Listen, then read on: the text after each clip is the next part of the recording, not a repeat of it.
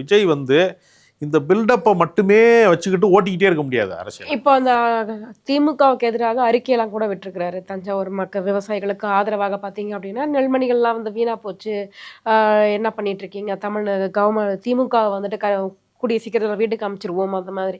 திரும்பவும் வந்துட்டு விஜய் அவர்கள் பழைய வேகத்தோடு களத்துக்கு வந்தாங்க அப்படின்னா, அது திமுகவுக்கு இன்னும் ஒரு பின்னடைவை மறுபடியும் ஏற்படுத்தும். ஏன்னா இவ்வளவுக்கு அப்புறமாகவும் இன்னுமே மக்கள் வந்து அவர் மேல கோவப்படலை. ஏத்துக்கிறாங்க. தன்னுடைய ஆளா நினைச்சுக்கிறாங்க இல்லையா? கோவப்படலை அப்படிங்கிறது வந்து ஒரு தோற்றம்.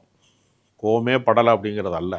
இப்போ சில பேர் என்ன பண்ணுவான்னா, தன் கோபத்தை வந்து சேமித்து வச்சுருப்பான், வெளியே சொல்லாமல் இருப்பான். அப்போ உயர் அதிகாரி மேலே சில பேருக்கு பணிபுரியக்கூடியவர்கள்ட்ட கோபம் இருக்கும். காட்ட முடியுமா? அவங்க காட்ட முடியாது.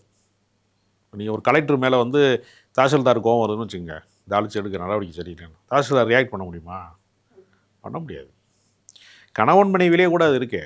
பெரிய ஆதங்கம் இருக்கக்கூடிய குடும்பங்களில், மன வருத்தங்கள் இருக்கக்கூடிய குடும்பங்களில், பிள்ளைகளுக்காக வாழ்கிறாங்கிறாங்கல்ல, பல காம்ப்ரமைஸில் தான் லைஃப் ஓடுது எல்லார் வாழ்க்கையுமே. அதனால் கோபமே இல்லைங்கிற இடத்துக்கெலாம் நம்ம வர முடியாது. போன உசுறு வராது, ஏதோ நிவாரணம் கொடுக்குறாங்க, அதை கெடுத்துக்கிற வேணாங்கிறவங்களும் இருக்காங்க. ஏன் கோவப்பட்டு ஒருத்தங்க 20 லட்ச ரூபாய் திருப்பி அனுப்புகிறாங்களே?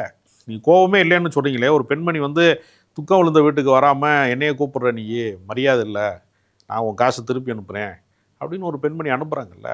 கோபம் இல்லாமல் இங்கே இருக்குது.